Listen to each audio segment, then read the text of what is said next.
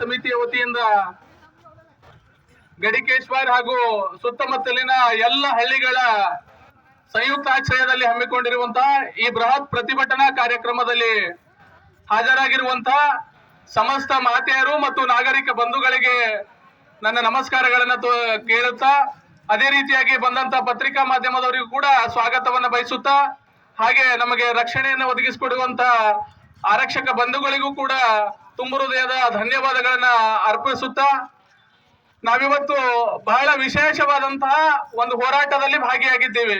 ಕಾರಣ ಇಷ್ಟೇ, ಯಾವುದೋ ಒಂದು ಸ್ವಾರ್ಥಕ್ಕಾಗಿ ಯಾವುದೋ ಒಂದು ಪಕ್ಷ ಹೋರಾಟ ಮಾಡ್ತಾ ಇಲ್ಲ, ಯಾವುದೋ ಒಂದು ಸ್ವಾರ್ಥಕ್ಕಾಗಿ ಯಾವುದೋ ಒಂದು ಒಬ್ಬ ವ್ಯಕ್ತಿ ಹೋರಾಟ ಮಾಡ್ತಾ ಇಲ್ಲ.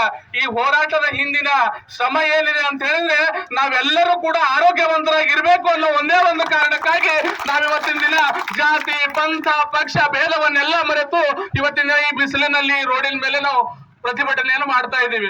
ಬಂಧುಗಳೇ, ನಾನು ಈ ಸರ್ಕಾರಕ್ಕೆ ಒಂದು ಮಾತನ್ನ ಕೇಳಲಿಕ್ಕೆ ಇಚ್ಛೆ ಪಡ್ತೀನಿ. ನೀವು ಅನೇಕ ಫ್ರೀಗಳನ್ನ ಕೊಟ್ಟಿದ್ದೀರಿ, ಅನೇಕ ಗ್ಯಾರಂಟಿಗಳನ್ನ ಕೊಟ್ಟಿದ್ದೀರಿ. ನಿಮ್ಮ ಗ್ಯಾರಂಟಿ ಕೊಡ್ಲಿಕ್ಕೆ ನಾನು ಯಾವತ್ತೂ ಬೇಡ ಅಂತ ಹೇಳ್ತಾ ಇಲ್ಲ. ಆ ಗ್ಯಾರಂಟಿಗಳ ಜೊತೆಗೆ ಒಂದು ಆರೋಗ್ಯದ ಗ್ಯಾರಂಟಿ ಮತ್ತು ಶಿಕ್ಷಣದ ಗ್ಯಾರಂಟಿಯನ್ನ ಕೊಡ್ರಿ. ಅವಾಗ ನಾನು ನಿಮ್ಮ ಸರ್ಕಾರಕ್ಕೆ ಅಭಿನಂದನೆಯ ಮಹಾಪುರವನ್ನ ಕೊಡ್ಲಿಕ್ಕೆ ಬಯಸ್ತೇನೆ. ಯಾಕಂತಂದ್ರೆ ಬೇರೆ ಯಾವ್ದ್ಯಾವ್ದೋ ಗ್ಯಾರಂಟಿಗಳನ್ನ ಕೊಟ್ಟು ಅವರನ್ನ ಮೈಗಡರಾಗಿ ಮಾಡೋದಕ್ಕಿಂತ ನಮಗ್ ಬೇಕಾಗಿರುವಂತದ್ದು ಒಬ್ಬ ಬಡವ ಇಡೀ ಜೀವನದಲ್ಲಿ ದುಡಿಯೋದು ಒಂದು ಮಕ್ಕಳ ಭವಿಷ್ಯಕ್ಕಾಗಿ ಮತ್ತು ನಾವು ಆರೋಗ್ಯವಾಗಿರ್ಬೇಕಾದ್ರೆ, ಆ ಆರೋಗ್ಯವಂತರಾಗಿರ್ಬೇಕಾದ್ರೆ ಶ್ರೀಮಂತರು ಸ್ಥಿತಿವಂತರು ಅವರು ಪ್ರೈವೇಟ್ ಹಾಸ್ಪಿಟಲ್ಗಳಲ್ಲಿ ಹೋಗಿ ಅವರೆಲ್ಲ ತೋರಿಸ್ಕೋತಾರ. ಯಾವತ್ತೂ ಕೂಡ ನಮ್ಮ ಮಧ್ಯಮ ವರ್ಗದಲ್ಲಿರುವಂತವರು ಮತ್ತು ಕಡು ಬಡವರು ಕೂಲಿ ಕಾರ್ಮಿಕರು ಏನಿದ್ದಾರೆ, ದೀನದಲಿತರು ಏನಿದ್ದಾರೆ, ಅಲ್ಪಸಂಖ್ಯಾತ ಬಂಧುಗಳೇನಿದ್ದಾರೆ, ಅವರೆಲ್ಲರೂ ಕೂಡ ಡಿಪೆಂಡ್ ಆಗಿರೋದೇ ನಮ್ಮ ಆರೋಗ್ಯ ಅಂತ ಬಂದ್ರೆ ಅದು ನಮ್ಮ ಗೌರ್ಮೆಂಟ್ ಹಾಸ್ಪಿಟಲ್ಗಳ ಮೇಲೆ. ಸುತ್ತಿರುವಂತ 8 ಹಳ್ಳಿಗಳಿವೆ. ಆ 7-8 ಹಳ್ಳಿಗಳಿಗೂ ಕೂಡ ಸಂಜೀವಿನಿಯಾಗಿ ಕಾಪಾಡ್ತಾ ಇರುವಂತ ಯಾವ್ದಾದ್ರು ಆಸ್ಪತ್ರೆ ಇದ್ರೆ ಅದು 30 ವರ್ಷಗಳ ಹಿಂದೆ ಗಡಿಕೇಶ್ವರ್ನ ಸಮುದಾಯ ಆರೋಗ್ಯ ಕೇಂದ್ರ ಅಂತ ಹೇಳಿಕ್ಕೆ ಬಹಳ ಹೆಮ್ಮೆ ಅಂತ ಹೇಳ್ತೀನಿ. ಇವತ್ತಿನ ದಿನ ಬಹಳ ನೋವಾಗುತ್ತೆ. ಯಾಕಂತಂದ್ರೆ ಯಾವ್ದೋ ಒಂದು ದಾರು ಅಂಗಡಿ ಬಂದ್ ಮಾಡ್ಯಾರಂದ್ರೆ ಅದಕ್ಕೆ ನಾವ್ ಏನಾರ ಅಭಿನಂದನೆಗಳು ತೋರಿಸ್ಬೋದಪ್ಪ.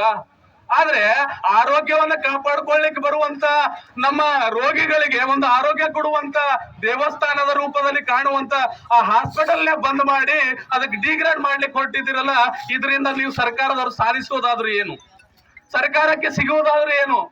ನಮಗ್ ಅರ್ಥ ಆಗ್ತಾ ಇದೆ ಹಿಂದಿರುವಂತ ನಿಮ್ಮ ಮರ್ಮ ಏನು ಅಂತ. ನಮ್ಮ ಗವರ್ಮೆಂಟ್ ನ PS ಆಗಿರುವಂತ ಹರ್ಷ ಗುಪ್ತಾ ಅವರಿಗೆ ಸರ್ಕಾರದಿಂದ ಒಂದು ಆದೇಶ ಆಗಿದೆ, ನೀವು ಯಾವ ಡಿಪಾರ್ಟ್ಮೆಂಟ್ನಿಂದ ಏನ್ ಕಡಿತ ಮಾಡ್ತಿರೋ ಗೊತ್ತಿಲ್ಲ, ಗ್ಯಾರಂಟಿಗಳಿಗೆ ಹಣವನ್ನು ಒದಗಿಸ್ಕೊಡಿ ಅಂತ. ನಿಮಗೆ ಗ್ಯಾರಂಟಿ ಬೇಕು, ನಿಮ್ಮ ಹಾಸ್ಪಿಟಲ್ ಬೇಕು, ನೀವೇ ನಿರ್ಧಾರ ಮಾಡಿ. ನಮಗೆ ಹಾಸ್ಪಿಟಲ್ ಬೇಕು ಅನ್ನೋದಾದ್ರೆ ಈ ಕೂಗು ವಿಧಾನಸೌಧಕ್ಕೆ ಕೇಳಬೇಕು, ಈ ಕೂಗು ನಮ್ಮ ಮುಖ್ಯಮಂತ್ರಿಗಳಾದಂತ ಸಿದ್ದರಾಮಯ್ಯನವ್ರಿಗೆ ಕೇಳಬೇಕು. ಕೂಗನ್ನ ಆರೋಗ್ಯ ಮಂತ್ರಿಗಳು ಕೇಳ್ತಾರನ್ನುವಂತ ಭರವಸೆ ನನಗಿಲ್ಲ. ಯಾಕಂತಂದ್ರೆ ದಿನೇಶ್ ಗುಂಡೂರಾವ್ ಅವರು ಆರೋಗ್ಯ ಮಂತ್ರಿಯಾಗಿ ಬರೀ ಗಾಂಧಿನಗರಕ್ಕೆ ಮಾತ್ರ ಸೀಮಿತರಾಗಿದ್ದಾರೆ. ಅವ್ರು ಯಾವತ್ತೂ ಕೂಡ ಕಲಬುರಗಿಯಿಂದ ಕೆಳಗಡೆ ಬಂದು ಇಲ್ಲಿರುವಂತ ಗ್ರಾಮಾಂತರ ಪ್ರದೇಶದಲ್ಲಿರುವಂತ ನಮ್ಮ ಬಡ ರೋಗಿಗಳಾಗ್ಲಿ ನಮ್ಮ ಮಾತೆಯರ ಆರೋಗ್ಯವನ್ನ ನೋಡ್ಲಿಕ್ಕೆ ಯಾರು ಕೂಡ ಅವ್ರು ಇಷ್ಟಪಡಲ್ಲ. ಯಾಕಂದ್ರೆ ಅವ್ರು ಶ್ರೀಮಂತರದಾರ್ರಿ, ಅವ್ರು ದೊಡ್ಡ ದೊಡ್ಡ ಹಾಸ್ಪಿಟಲ್ಗೆ ಹೋಗ್ತಾರ. ನೀವೆಲ್ಲ ಅನ್ಬೋದು, ಯಾಕಪ್ಪ ಈ ಹಾಸ್ಪಿಟಲ್ ಬಂದ್ ಮಾಡತ್ತಾರ ಅಂತೇಳಿ, ಯಾಕಪ್ಪ ಇದಕ್ಕೆ ಡಿಗ್ರೇಡ್ ಮಾಡತ್ತಾರ ಅಂತೇಳಿ. ಅವ್ರ ಏನ್ ರೀಸನ್ ಕೊಡ್ತಾರ ಗೊತ್ತಾ? ಹಾಸ್ಪಿಟಲ್ಗೆ ಜನರು ಬರ್ತಾ ಇಲ್ಲ ಅಂತೇಳಿ. ಜನರು ಬರ್ಲಾರ್ದ ಕಾರಣ ಯಾರಪ್ಪ? ನೀವೇ. ಯಾಕೆ ಕ್ವಾಲಿಟಿ ಹೆಲ್ತ್ ಅನ್ನ ನೀವು ನಮಗೆ ಬಂದಿರುವಂತ ಮಹಿಳೆಯರಾಗಿರ್ಬೋದು, ರೋಗಿಗಳಾಗಿರ್ಬೋದು, ನಾಗರಿಕರಾಗಿರ್ಬೋದು, ಅವ್ರಿಗೆ ಒಳ್ಳೆಯ ಚಿಕಿತ್ಸೆಯನ್ನ ಕೊಟ್ರೆ ಯಾರು ಕೂಡ ಪ್ರೈವೇಟ್ ಹಾಸ್ಪಿಟಲ್ ಹೋಗಿ ದುಡ್ಡು ಕೊಡುವಂತ ವ್ಯವಸ್ಥೆನೆ ಬರಲ್ಲ. ಯಾಕಂತಂದ್ರೆ ಆ ಆರೋಗ್ಯದಲ್ಲಿ ನಾವು ಏನೇನೆಲ್ಲ ಮಾಡ್ತೀವಿ ಅಂತ ನಮಗ್ ಗೊತ್ತಿದೆ. ಒಂದು ಮೆಡಿಕಲ್ಗೆ ಹೋಗಿದ್ರೆ ನೀವು ಒಂದ್ ಸ್ವಲ್ಪ ವಿಚಾರ, ಮೆಡಿಕಲ್ ಅಥವಾ ನೀವು ಬೇರೆ ಯಾವ್ದೋ ಒಂದು ಖರೀದಿ ಮಾಡ್ಲಿಕ್ಕೆ ತರಕಾರಿ ಅಥವಾ ಇನ್ನೊಂದು ಯಾವ್ದೋ ಸಾಮಾನು ತಗೊಂಡ್ ಬರ್ಬೇಕಾದ್ರೆ ಅವ್ರು 200 ಹೇಳಿದ್ರೆ 100 ಕೊಡಪ್ಪ 70 ಕೊಡಪ್ಪ ಅಂತೇಳಿ ಬಾರ್ಗೇನಿಂಗ್ ಮಾಡ್ತೀವಿ. ಯಾವತ್ತೂ ಕೂಡ ಯಾವ ಒಬ್ಬ ವ್ಯಕ್ತಿನೂ ಮೆಡಿಕಲ್ಗೆ ಹೋದ್ರೆ ಅವ್ರು 100 ರೂಪಾಯಿ ಕೊಡು ಅಂತಂದ್ರೆ 100 ರೂಪಾಯಿನೇ ಕೊಟ್ಟು ತರ್ತೀವಿ ವಿನಃ ಯಾರು ಕೂಡ ಅಂತ ಯಾರು ಕೂಡ ಕೇಳಲ್ಲ. ಆರೋಗ್ಯಕ್ಕಿಂತ ದೊಡ್ಡದು ಯಾವುದೂ ಇಲ್ಲ. ನಾವು ಕೋವಿಡ್ ನ ಮಹಾಮಾರಿಯಲ್ಲಿ ಎಂತೆಂತ ಜೀವಗಳನ್ನ ಕಳ್ಕೊಂಡಿದೀವಿ ನಮಗ್ ಗೊತ್ತಿದೆ. ಅಂತ ಸಂದರ್ಭದಲ್ಲಿ ವ್ಯಾಕ್ಸಿನೇಷನ್ ತಗೊಂಡು ನಾವಿವತ್ತು ಬದುಕಬೇಕು, ಜೀವಂತವಾಗಿದ್ರೆ ಮಾತ್ರ ನಮ್ಮ ಜೀವನ ಅಂತೇಳಿ ನಾವೇನಾದ್ರು ಬದುಕ್ತಾ ಇದೀವಿ. ಆದ್ರೆ ನಮ್ಮ ಜೀವಂತವಾಗಿಡ್ಲಿಕ್ಕೆ ಆರೋಗ್ಯ ಕೇಂದ್ರಗಳು ಏನು ಮುಖ್ಯವಾಗಿದ್ದಾವೆ ಆ ತೆಗಿಲಿಕ್ಕೆ ಹೊರಟಿದ್ರೆ ಇದಕ್ಕೆ ಯಾವ ನ್ಯಾಯ ಅಂತ ಕೇಳಲಿಕ್ಕೆ ನಾನಿವತ್ತು ಬಯಸ್ತೀನಿ. ಬಂಧುಗಳೇ, ನಮಗೆ ಆರೋಗ್ಯ ಬಹಳ ಇಂಪಾರ್ಟೆಂಟ್. ಆ ಒಂದು ಕಾರಣಕ್ಕಾಗಿ ಸಮುದಾಯ ಆರೋಗ್ಯ ಕೇಂದ್ರ ಇರಲೇಬೇಕು. ರಾಜ್ಯದಲ್ಲಿ ನೀವು ಯಾವ ಆರೋಗ್ಯ ಕೇಂದ್ರಗಳು ಕೂಡ ತೆಗಿಲಿಕ್ಕೆ ನಾವು ಆಸ್ಪದ ಕೊಡೋದಿಲ್ಲ. ಆ ಆರೋಗ್ಯ ಕೇಂದ್ರಗಳು ಇರಬೇಕು. ಹಂಗೇನಾದ್ರೂ ಮುಚ್ಚಿಸ್ಬೇಕಾಗಿದ್ರೆ ಗೌರ್ಮೆಂಟ್ ಹಾಸ್ಪಿಟಲ್ ನಲ್ಲಿ ಡಾಕ್ಟರ್ ಆಗಿದ್ದುಕೊಂಡು ಪ್ರೈವೇಟ್ ಹಾಸ್ಪಿಟಲ್ಗಳು ತೆಗೆದುಕೊಂಡು ಅವ್ರು ಅಲ್ಲಿ ಬಿಸ್ನೆಸ್ ಮಾಡ್ತಾ ಇದಾರ, ಅವ್ರ ಹಾಸ್ಪಿಟಲ್ಗಳು ಮೊದಲು ಮುಚ್ಚಿಸ್ರಿ.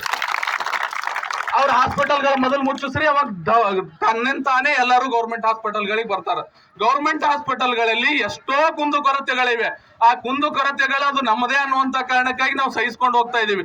ಆದ್ರೂ ಕೂಡ ನಿಮ್ಮ ಗೌರ್ಮೆಂಟ್ ಹಾಸ್ಪಿಟಲ್ಗೆ ನಾವು ಬರ್ತೀವಿ. 30 ಹೆರಿಗೆಗಳಾಗಬೇಕು. ಆ 30 ಆದ್ರೆ ಮಾತ್ರ ನಿಮ್ ಸಮುದಾಯ ಆರೋಗ್ಯ ಕೇಂದ್ರ ಇರುತ್ತೆ. ಅದಕ್ಕೆ ಕಮ್ಮಿ ಒಬ್ರು 1 ಅಡಿತಾರ 2 ಅಡಿತಾರ, ಆಮೇಲೆ ಆಪರೇಷನ್ ಮಾಡಿಸ್ತಾರೆ. ನಿಮ್ಗೆ ಕಂಟಿನ್ಯೂ ಆಡ್ಕೋತಾ ನಿಮ್ಮಲ್ಲೇ ಬಂದ್ ಕೇಸ್ ಹಾಸ್ಪಿಟಲ್ಗೆ ಕೂಡ್ಲಕ್ ಆಗ್ತದ? ಹಂಗೆ ಯಾವ್ದು ಆಗಲ್ಲ. ಒಂದ್ ಸ್ವಲ್ಪ ಲಾಜಿಕ್ ಇಟ್ಕೊಂಡು ಮಾತಾಡ್ರಿ. ನೀವ್ ಏನೇ ಕಟ್ಟುಪಾಡುಗಳು ತಗೊಂಡ್ ಬಂದ್ರು ಕೂಡ ಅದು ಜನರ ಹಿತಕ್ಕಾಗಿರ್ಲಿ ವಿನಃ ಜನರ ಆರೋಗ್ಯವನ್ನ ತೆಗೆದು ಅವ್ರ ಜೀವ ತೆಗೆಯೋದಕ್ಕಾಗಿ ಇರಬಾರ್ದು ಅನ್ನುವಂತ ಮಾತನ್ನ ನಾನು ಹೇಳಕ್ ಇಚ್ಛೆ ಪಡ್ತೀನಿ. ಹಾಗಾಗಿ ಬಂಧುಗಳೇ, ಈಗ ಇದು ಒಂದೇ ಊರಿಗೆ ಸಂಬಂಧಪಟ್ಟಿರೋದಲ್ಲ. ಸುತ್ತಮುತ್ತ ಹಳ್ಳಿಗಳು 1-2 ಕಿಲೋಮೀಟರ್ ಸಮೀಪದಲ್ಲಿ ನಮ್ಗೆ ಏನೊಂದು ಆಸೆ ಆಗ್ತದಂದ್ರೆ, ಒಬ್ರಿಗೆ ಯಾರಿಗೋ ಆರೋಗ್ಯ ಸರಿ ಇರ್ಲಿಲ್ಲ, ಜೀವ ತುರ್ತು ಪರಿಸ್ಥಿತಿಯಲ್ಲಿದ್ರೆ ಸಮೀಪದಲ್ಲಿರುವಂತ ಹಾಸ್ಪಿಟಲ್ಗೆ ಹೋದ್ರೆ ನಮ್ ಜೀವ ಉಳಿತದೆ ಅನ್ನುವಂತ ಭಾವನೆ ಇರುತ್ತೆ. ನಾವು ಸುಲೇಪೇಟೆಗೆ ಹೋಗ್ಬೇಕು, ಸುಲೇಪೇಟೆಯಿಂದ ಚಿಂಚೋಳಿಗೆ ಹೋಗ್ಬೇಕು ಅನ್ನೋದಾದ್ರೆ ಅಲ್ಲಿ ತನಕ ನಮ್ ಜೀವ ಇರ್ತದ ಅನ್ನೋಂಥದ್ದು ಏನ್ ಗ್ಯಾರಂಟಿ? ಗ್ಯಾರಂಟಿನೇ ಇಲ್ಲದೆ ಇರುವಂತ ಲೆಕ್ಕದಲ್ಲಿ ನಾವು ಬದುಕ್ತಾ ಇದೀವಿ. ಹಾಗಾಗಿ ನೀವು ಮೊದಲು ಆರೋಗ್ಯದ ಗ್ಯಾರಂಟಿ ಕೊಡಿ ಸ್ವಾಮಿ, ಆರೋಗ್ಯದ ಗ್ಯಾರಂಟಿಯನ್ನು ಕೊಡಿ. ನಮ್ಮ ರಸ್ತೆಗಳೇನು ಹೈವೇ ರೋಡ್ಗಳಾಗಿದಾವ, ಆ ರಸ್ತೆಯಲ್ಲಿ ಹೋಗ್ಬೇಕಾದ್ರೆ ಏನ್ ಪರಿಸ್ಥಿತಿ ಇದೆ ಅಂತ ನಮಗ್ ಗೊತ್ತು. ಹಾಗಾಗಿ ಆರೋಗ್ಯ ಕೇಂದ್ರವನ್ನ ಅತ್ಯಂತ ಅಚ್ಚುಕಟ್ಟಾಗಿ ಗ್ರಾಮಸ್ಥರೆಲ್ಲರ ಸಹಕಾರದಿಂದ ಆಸ್ಪತ್ರೆ ಬಹಳ ಉತ್ತುಂಗದಲ್ಲಿತ್ತೆ. ಅಂತ ಉತ್ತುಂಗದಲ್ಲಿರುವಂತ ಆಸ್ಪತ್ರೆಯನ್ನ ತೆಗಿಲಿಕ್ಕೆ ಹೊರಟಿದ್ದೀರಿ. ಇದಕ್ಕೆ ಯಾವುದೇ ಕಾರಣಕ್ಕೂ ನಮ್ಮ ಮಾತೆಯರಾಗ್ಲಿ ನಾಗರಿಕ ಬಂಧುಗಳಾಗ್ಲಿ ಸುತ್ತಮುತ್ತಲಿರುವಂತ ಯಾರು ಕೂಡ ಆಸ್ಪದವನ್ನ ಕೊಡೋದಿಲ್ಲ. ಅದು ಗರ್ಭಿಣಿ ಆಗಿರ್ಬೋದು, ಅದು ಯಾವುದೇ ಅಪಘಾತದ ಚಿಕಿತ್ಸೆಗಳಾಗಿರ್ಬೋದು, ಡಯಾಬಿಟಿಸ್ ಪೇಷಂಟ್ಗಳಾಗಿರ್ಬೋದು, ಡೆಂಟಲ್ ಕ್ಲಿನಿಕ್ ಗಳಾಗಿರ್ಬೋದು. ನೀವು ಹಂಗೇನಾದ್ರು ಒದಗಿಸ್ಕೊಡೋದಾಗಿದ್ರೆ ಇನ್ನೂ ಹೆಚ್ಚಿನ ಫ್ಯಾಕಲ್ಟಿಗಳು ಕೊಡಿ. ಇದಿರುವಂತ ಸಿಬ್ಬಂದಿಗಳನ್ನೇ ಕಟ್ ಮಾಡಿ ನೀವು ಬೇರೆ ಬೇರೆ ಅದಕ್ಕೆ ಕೊಡ್ತಿದ್ರಿ ಅನ್ನೋದಾದ್ರೆ ಅದಕ್ಕೆ ನಮ್ಮ ತೀವ್ರವಾದಂತ ವಿರೋಧ ಇದೆ. ಈ ತೀವ್ರ ವಿರೋಧವನ್ನ ನಾವು ಇವತ್ತು ಸಾಂಕೇತಿಕವಾಗಿ ಪ್ರತಿಭಟನೆ ಮಾಡುವ ಮುಖಾಂತರ ತೋರಿಸ್ತಾ ಇದ್ದೀವಿ. ಇನ್ನು ಮುಂದೆ ಸರ್ಕಾರ ಎಚ್ಚೆತ್ತುಕೊಂಡು ಈ ಏನು ಆದೇಶವನ್ನ ತೆಗೆದುಕೊಂಡು ಬಂದಿದ್ದಾರೆ ಅದನ್ನ ಡಿಗ್ರೇಡ್ ಮಾಡಿದ್ದಾರೆ, ಅದಕ್ಕೆ ಮತ್ತೆ ಸಮುದಾಯದ ಆರೋಗ್ಯ ಕೇಂದ್ರದ ಮಾನ್ಯತೆಯನ್ನು ಕೊಡಬೇಕು. ಹಾಗೆ ಈ ಆರೋಗ್ಯವಂತರಾಗಿರ್ಲಿಕ್ಕೆ ಈ ಸಮಸ್ತ ನಾಗರಿಕ ಬಂಧುಗಳಿಗೆ ಆರೋಗ್ಯದ ಗ್ಯಾರಂಟಿಯೂ ಕೂಡ ಕೊಡಬೇಕು ಅನ್ನುವಂತ ಮಾತನ್ನು ಹೇಳ್ತಾ ಈ ಕಾರ್ಯಕ್ರಮಕ್ಕೆ, ಈ ಹೋರಾಟಕ್ಕೆ ಭಾಗವಹಿಸಿರುವಂತ ತಮ್ಮೆಲ್ಲರಿಗೂ ವಂದಿಸಿ ನನಗೆ ಮಾತನಾಡಲಿಕ್ಕೆ ಅವಕಾಶ ಮಾಡಿಕೊಟ್ಟಂತ ಎಲ್ಲರಿಗೂ ಶರಣಾರ್ಥಿಗಳನ್ನು ಸಮರ್ಪಣೆ ಮಾಡಿ ನನ್ನ ಮಾತಿಗೆ ವಿರಾಮ ನೀಡ್ತೀನಿ.